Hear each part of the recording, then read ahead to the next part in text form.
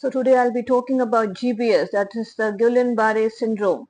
So you must have heard about the GBS outbreak in Maharashtra. So what are the signs and symptoms and how it gets triggered? It's very important to know the manifestations so that we can diagnose it early as possible. So it's basically an acute, a paralytic polyneuropathy disease. It's an autoimmune disorder. And whenever you have had, say, a bacterial or a viral infection, or if there is a history of vaccination or surgery, it can get triggered. So a bacterial stomach infection, stomach upset, which is caused by Campylobacter jejuni, and it leads to a lot of cramps, pain, loose motion, or viral infection which is caused by Epstein-Barr, COVID. So that leaves the system very weak, and post say 2 weeks of the infection, you can have these symptoms such as tingling in the nerves, numbness, and the patient feels very tired, fatigued, not able to walk.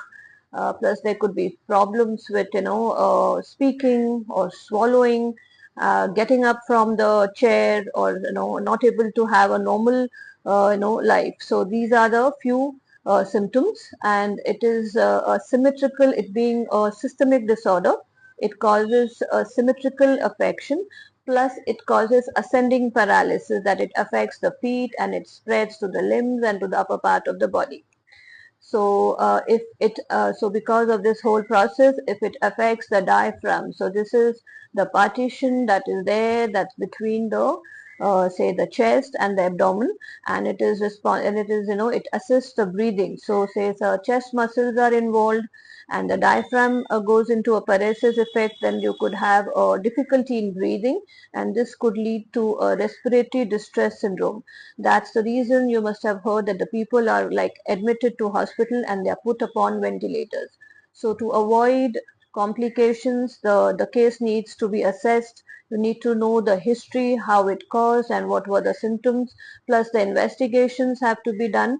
That involves a lumbar CSF, fluid examination. There you'll find high protein, but the WBC is normal, and the nerve conduction, tests are done so as to assess how good the nerves are able to send messages to the peripheral muscles. So here we need to understand that the antibodies that are produced during the viral or a bacterial infection, they attack the myelin sheath. So now this is the protective covering of the nerves. It facilitates the easy transmission of messages from the brain to the muscles. So this myelin sheath is damaged. So because of that, we have all symptoms which are related to say muscle weakness and nerve problem. So these are the signs and symptoms of the disease. Now what is the prevention? So the stomach infections are basically caused by eating food outside. If you are having basically meals say in the restaurant, or there's a food is not cooked well, or the raw vegetables, it could be infected with the bacteria. This can trigger this problem. So it's very important to maintain good immunity and hygiene levels. So this is all about GBS.